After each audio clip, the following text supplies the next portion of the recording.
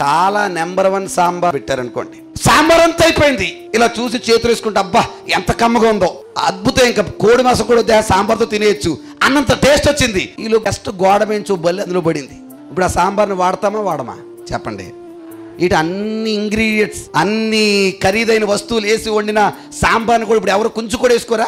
బల్లి తీసేసి ఈ వారంట ముక్కలు కూడా ట్రై చేయరు ఎవరు. సో ఆ చిన్న బల్లి వల్ల ఆ విలువైన సాంబార్ అంతా ఏమైపోయింది?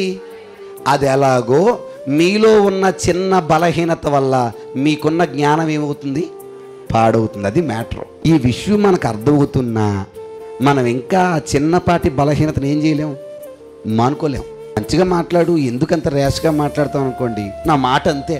ఇదో డైలాగ్ నేర్చుకున్నారు చాలామంది, నేను ఎవరితో అయినా ఇలాగే మాట్లాడతాను, మళ్ళీ ఇదో వంక. అలా మాట్లాడడం వల్ల మీరు గుర్తుంచుకోండి, మంచి సాంబార్లో బల్లి వేసిన వాళ్ళు అవుతున్నాం. అలా మాట్లాడడం వల్ల మనకు ఎంతో ప్రేమ ఉంది, మనకు ఎంతో మంచి మనసు ఉంది, కానీ చాలామంది మనల్ని ఏం చేయట్లేదు, లెక్క చేయట్లేదు. ఎందుకనంటే మనకు మాట్లాడే విధానం బాగాలేదు. అంటే మీరు ఆలోచన చేయండి, చాలామంది ఈరోజు ఇలాంటి రకరకాల బలహీనత వల్ల వారి జ్ఞానాన్ని పాడు చేసుకున్నారా లేదా? చాలామంది ఏదో ఒకటి, ఒక కోపమనో, లేకపోతే ఓర్పు లేపడమనో, లేకపోతే ఆవేశపడ్డమనో, ఇలా రకరకాల కారణం చేత జ్ఞానవంతుడే తనకున్న జ్ఞానాన్ని పాడు చేసేసుకుంటున్నాడు, నిరర్థకం చేసేసుకుంటున్నాడు.